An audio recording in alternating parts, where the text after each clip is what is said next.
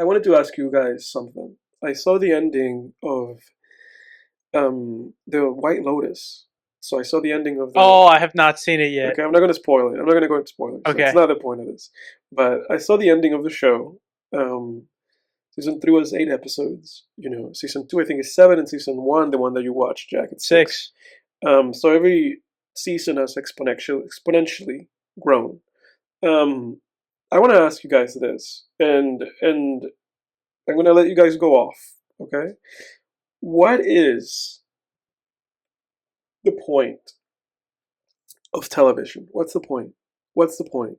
Like Jake or Jack, whoever, which one of you guys want to answer this? Like, what's the point of television, and what specifically about television do you guys enjoy? Like, what's the advocacy here for it? I mean, I would go ahead and say, like, I mean, television is in general for me, and I coming into a podcast like this, like that's about movies, like that's not really my like most consumed media. I'm more of a television guy Yeah, because I've always enjoyed the idea of like, yeah, there's a lot of trash television out there, but when you find something good and something has 8 seasons of, a show or something like a longer form show, like you really get to like it, characterize to explore this idea on a much deeper level than you ever could in a movie. You get in, the chance to, season to season, whether it's an anthology being something completely different with the same director or whether it's the same show, get to introduce new scenes, new characters, and have enough time to just really build like a very immersive show that makes the viewing of it feel more personal.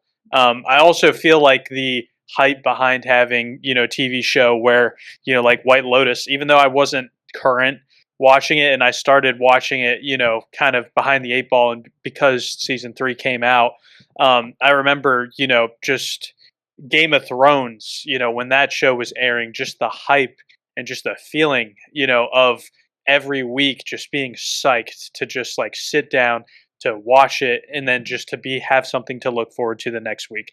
Like that has been consistent across both like childhood shows, all the way through, more, lighthearted, you know, or kind of, animated series, across sitcoms, across, more serious things like, not necessarily serious, but more like crime type things like Breaking Bad. Like there's just so much um, variety that you're really able to explore on a level that you can't in any other media and television. And for me, that's the big draw. And I would also say White Lotus specifically, watching that, like the people are able to really, and the directors are really able to like drive in and look at these different groups that come to this, resort, and to kind of get across some like themes that they're seeing, which is, wrong with human nature, wrong with society, and really, highlight some of the issues they see. And I think that was a thing in White Lotus that we see with some of these, folks, is just like the human nature issues with, the one guy in White Lotus, like he's with his like young girlfriend and he's like kind of going crazy and figured out, he's after, uh, the guy who killed his dad. And we have that rivalry between, well, not really rivalry, but that Belinda lady who's there from season 1, going to the hotel to learn like the resort techniques, and she kind of encounters that one guy who uh, got into some sketchy shit. Like it really just, and then there's that North Carolina family that just really explores some like very typical, having like the dad being kind of like the patriarch who's kind of into some shady shit, and kind of like the issues that he had with his grandfather and dad, and just saying like, oh, I'm so glad my parents are dead. The mother who's kind of like an avoidant, take pills to not feel things and to be comfortable, and then like the typical Chad son, like they just have an place and a long amount of time to explore like these ideas and really see them unfold, and to like kind of mesh those things together and to see how different groups interact with each other. So that's kind of my take on the point of television.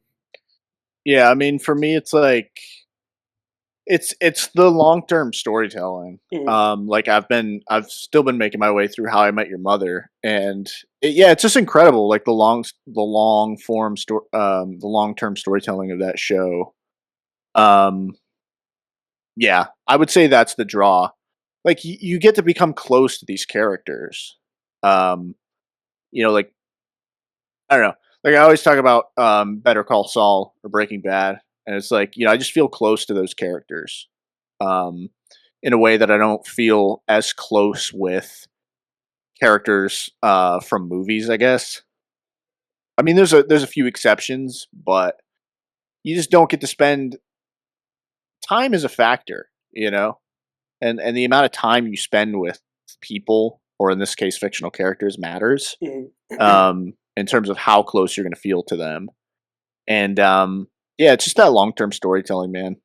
That I But think it can what also makes you be a ask. detriment Oh yeah, too. I was just gonna jump in yeah, for before you sure. pass it. Just it could also be a detriment. Like we've seen a lot of good shows that start off well, have Yeah. seasons that are Dexter. complete slumps. Yeah. So I mean it can be a detriment. What a piece of shit Dexter turned Well, into, my dude. Yeah. And Game of Thrones, for and Game that of Thrones. matter. God Yep. damn, dude. That hype train crashed. Well, this is I guess the point that I have. I have had issues. Jake knows this. And he and I have had kind of long-winded conversations about this in the past. But I've had issues with television since maybe 2019. Like maybe 2018. You would know, Jake. Like whenever I started kind of just complaining about this shit all the time. But you know, the better half of a decade, like for the past like 5 6 years, I've had issues with television. And the issues that I've had for me is that it oftentimes feels like television is just a waste of time most of the time. So this is kind of what I'm getting at. With TV shows, and I think this is kind of a root cause of that problem. With TV shows, oftentimes comes, syndication, right? And it comes that, somebody has to buy your show, whether it's Netflix, whether it's HBO, you name it, right? And with buying this show, then they give you how TV works is then they give you a number of episodes, right? So they go, hey, we're renewing you for this season, or we're buying a season of this show from you. Make so and so many episodes, right? With sitcoms like How I Met Your Mother, that usually means they have to make anywhere between 20 to 24 episodes a season, right? So that's how much content you're getting, right? And then ultimately, it has evolved. Media has evolved, right, with Netflix and HBO shows, where they always pick up a show and they say like, hey, for this season of the show or whatever, you're gonna have 8 to 10 episodes, right? And we kind of got used to that, Game of Thrones had 10 episodes each season, and then every other show that comes out these days has either 8 or 10 episodes. Latest season of the White Lotus being an example of that. So the issue that I'm having more and more and more often with television is that it feels like it's just wasting my time. Like that's the problem that I have. And I've watched like I've given shows like a chance, Like the past few years there was that show called Beef on Netflix that was kind of big.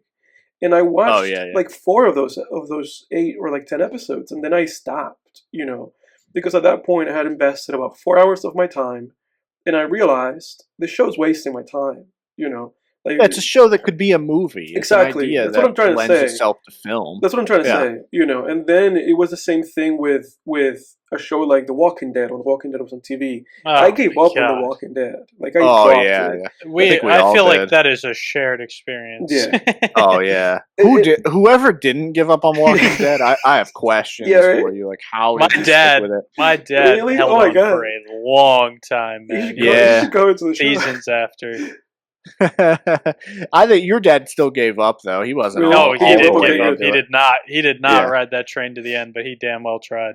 So that's My my. dad and I Oh, stopped go. after 8, I think, Yeah, I where stopped they at like 5. beat Negan, and my dad and I were like, this is unwatchable. Like, this is just so bad. Yeah. We couldn't Yeah, do it anymore. once We were like, we just got to let it go. I mean, it's like, and it was sad. It was like, it was nostalgic. It was like one of the first TV shows, like TV dramas that I ever watched. But it was like, we just got to, I had to let it go. Yeah, and for me, it was the Glenn. After Glenn was gone, I was it's just like that's just such an important character. Like I just like They freed I don't up know. Stephen I Young. just it's just like so many important characters get clipped to where it's like, what are we even watching anymore? Like I know. Yeah, a lot like, of people say that's the day The Walking Dead died too. I had to make that. I feel like it was before that. It was like I started getting bored around season 6. it but was it became just the this final kinda, straw.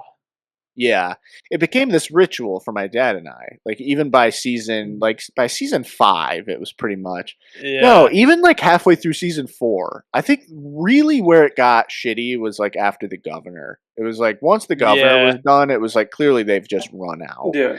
And around that same time during that season was when Breaking Bad ended.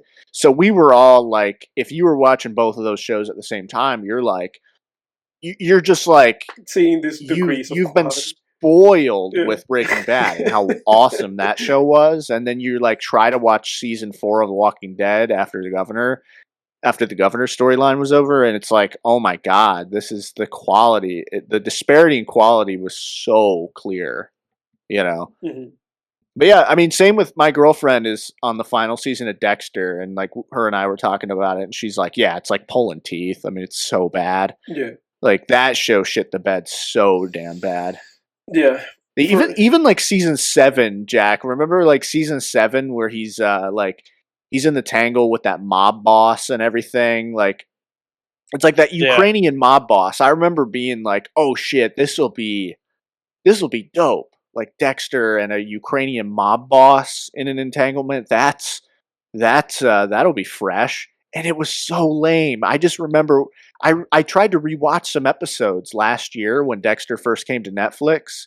Yeah. And I was like, there's like a scene where Dexter, he's sitting in a donut shop and the mob boss drives past the donut shop, shoots at Dexter with a silenced pistol through the window, and the bullets like hit the wall behind Dexter. And Dexter's like, "Oh my god, there's a drive-by shooting." And like the owner's like, "Oh my god, I guess I'd better call the police." Dexter's like, "Ooh, good luck with that, man," and like walks out. What the fuck is this? This is so bad. It was so bad, dude. But yeah, like to your point, Edward, it's like that show became about wasting time. Yeah. It's when they don't have an end game. It's like it's one of two things. One, they take a movie idea and try to stretch it out into a TV show. Yeah. Beef, right? I'm sure I could come up with other. That's a pretty good example, anyway. That's the best example I can think of. Yeah. Or it's the opposite problem where they try to drag it out in ad infinitum, where it's just like, holy shit, when is this going to end? Yeah. That was the problem with Walking Dead too. Yeah. It was like, dude, there's got to be. I know the zombie apocalypse, no one's reversing this, but there's got to be some kind of wrap up for these characters, right? And that's the crux of my issue with television, because for me, in my opinion, and this might be a controversial opinion, this might be a hot take for anybody listening, I believe that in terms of the use of the medium of film, right, that movies are way superior use of that medium than television is. That's my perspective. That's what I believe, And the issue, like the reason why I say this is because movies don't have that. Like movies don't have the pitfalls of television that if we think about the general objective, right, of storytelling or of art, right, like at least the way that I think about it, and you guys can disagree with me, right? Like, when I think about movies, I always think that the purpose of movies, right, is to portray this reality, this story that the filmmaker, is trying to put across, right? Like that, to me, that feels like what the idea of it is, as an art form, just creating this piece, that has some kind of story or message or theme, right, to kind of put across to the audience. And then film has to exist within this medium that asks for it to live within capitalism, right? Where it's like the movie has to make capital, right? So then you have to think about it, or the way that I think about it is that, whenever we get movies, um, like whenever we get movies like, something like Oppenheimer, right? For a lack of a better thing that I can think of, or whenever we get a movie that feels like it made no compromises, and yet it made like a shit ton of money, it always feels like a great success, right? That's always what film was supposed to be. People making these original stories, people making this kind of expressions, their own way of creating these pieces of art, right? These kind of moving pieces of art, and then making money out of them, because you have to make some money, because to make a movie you have to invest money, because all this shit costs money, right? Yeah. So to me, that was always kind of the hurdle that film has had, historically. It's that, when you have people trying to make art, and also they have to somehow manage to make money with that.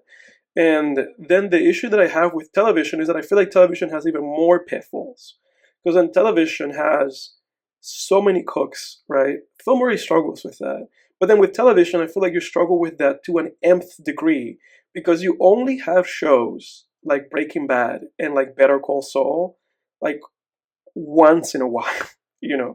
And the only Oh reason yeah, it's and the only so reason why a show periodic. like that is able to exist, it's because, Vince Gilligan is literally the creator and the showrunner of the show. Like, he's the Yeah. showrunner, Well, people accused him of being a control freak, and Right.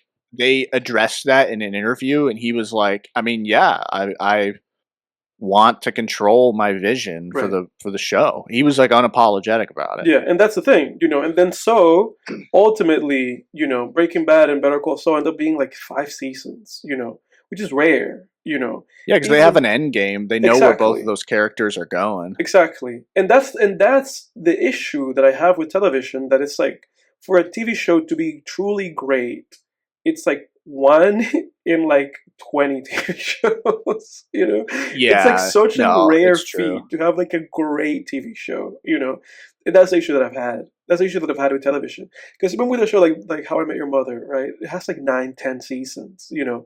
And the creators of the show have said that the ending for the show, they always knew the ending of the show. They always had that end game.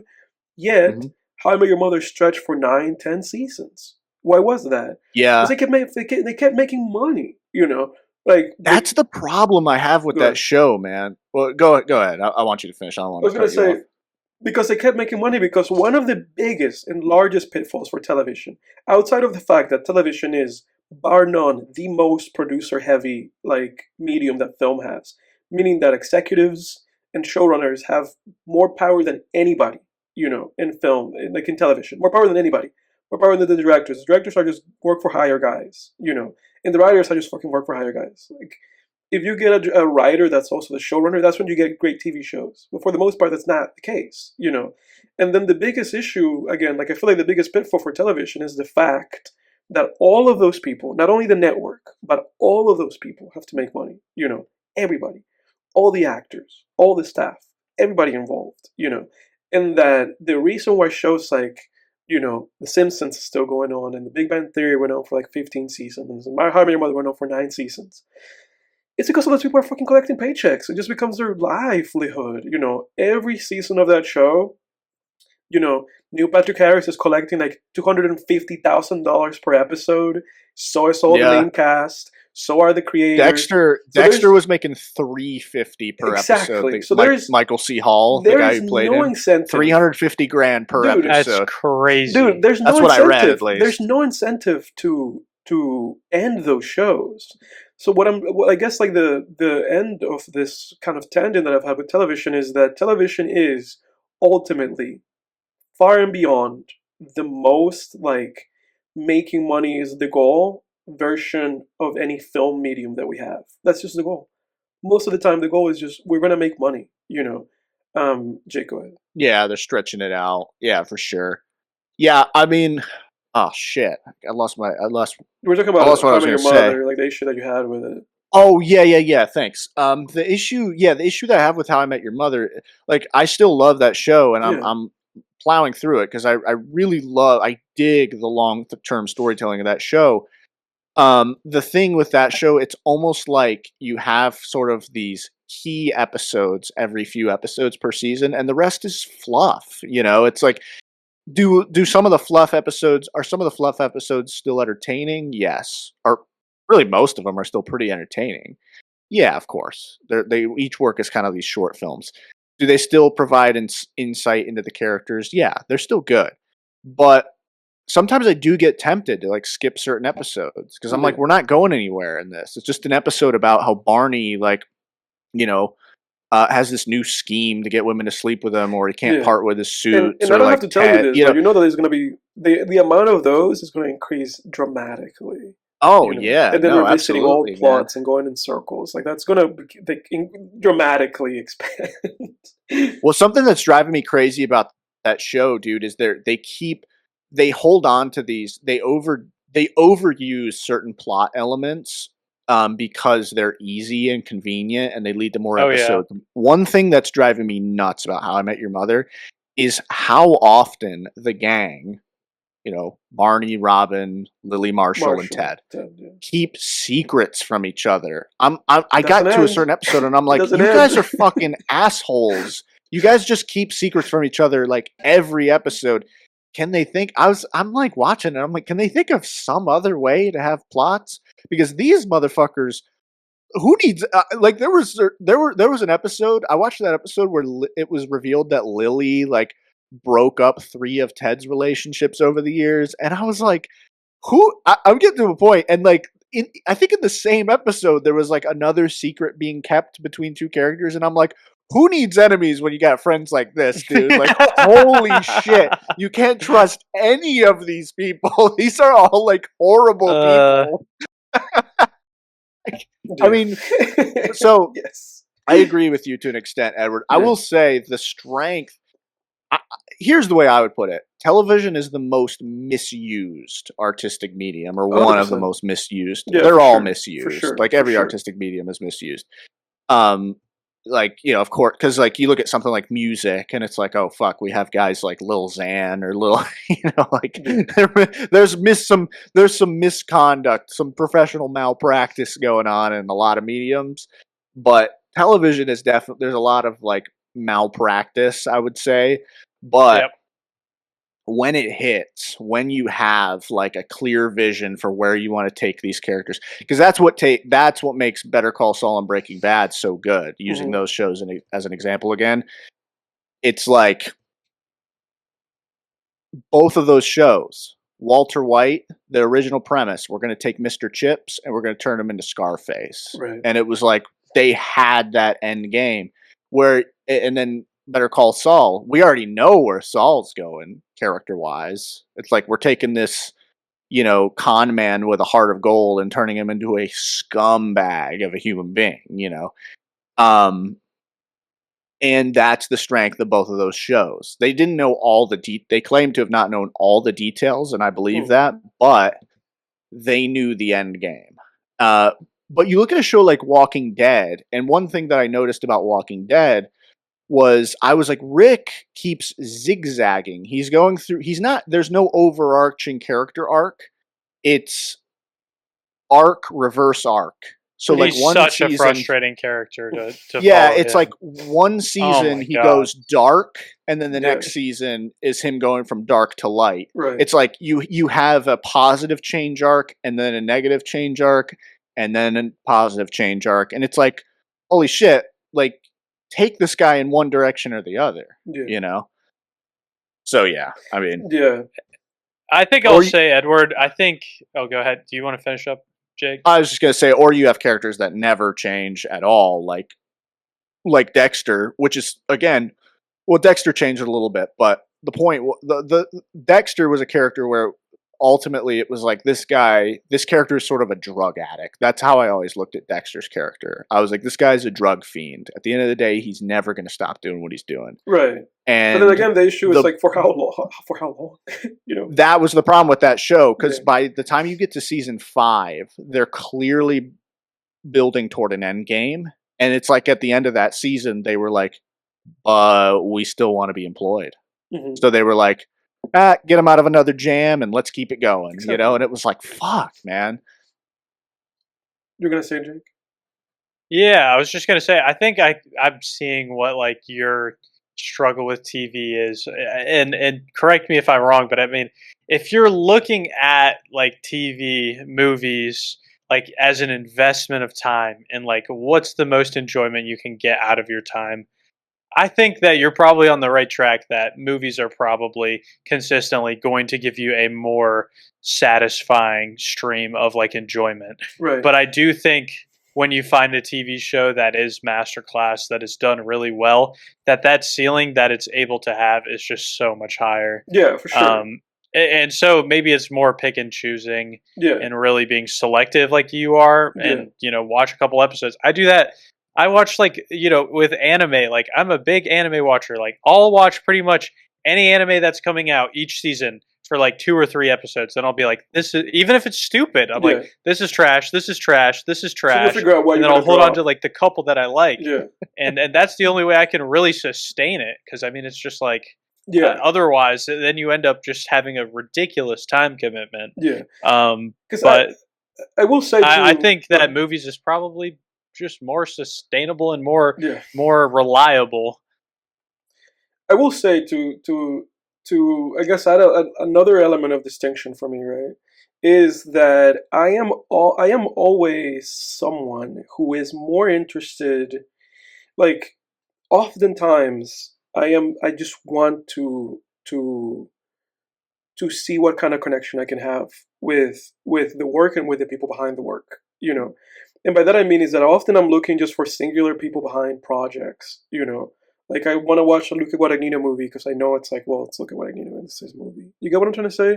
Like, and with television, you get less of that because with television is just like a very much like 10 chefs in the kitchen kind of thing, where it's like you have 10 episodes and 10 people are going to direct those 10 episodes, and oftentimes 10 different people are going to write them. So it just feels, television for me just feels very impersonal. And that's kind of the issue that I have with it, because for me, I think ultimately to put a period in this tangent, unless either of you guys want to elaborate further, I think for me, it often feels like what I'm looking for is more so kind of like a personal connection, you know, with the art and with the people behind them, and then television just feels very impersonal. Yeah. Yeah, I mean, I don't have that issue too much. Yeah, my thing is, I don't know. Yeah, I care more about that aspect of it doesn't bother me, I will say. But yeah, it's kind of just what I was talking about before, where it's like I need a sense of where we're going, you know, and where, yeah, like what are we building toward, you know? Right. Where is this character's arc going? And you know, let's not waste time here. And also, if it's a movie plot, like make it a movie, Right. you know. Yeah. I don't know. Yeah. I will say to cap my end of this off, you guys got to watch Penguin. Like I was thinking of that that's this right. The past show week. Yeah. Penguin's so fucking good. That was the best show I've seen since. That's on Max, right? Yeah. Since Breaking Bad or Better Call Saul, Penguin was the best show. Again, like it kind of is. I will say that show is a bit guilty of like, you know, kind of a movie idea that could, like an idea that could have been a movie, and they stretch it out, but it never feels like it's wasting time. Yeah. It's 8 episodes, you know, each one's an hour flat, ish, you know. I think some of them might go a little bit beyond that, but yeah, it's just so good from top to bottom. Like I find myself whenever I think about that show, I'm like, holy shit, man, that was so good. It was just so good. It was like one of the most engaging shows I've ever watched, and one of the most ballsy pieces of media in the modern age that I've seen. There's none of that like watering down of like, oh, let's make our anti-hero actually sympathetic and a hero. It's like, no, Penguin's a piece of shit. Yeah. He's a bad dude. It's a Batman villain. And yet, you're kind of with him because there's like, you know, there's an aspect of it where he's still this underdog within the context of his universe. He's this mob associate who nobody respects, and you kind of want to see like what he does to move up the ladder and take advantage of this power vacuum that's left after the Batman movie. Yeah. Yeah, it's so good. That was one of the best.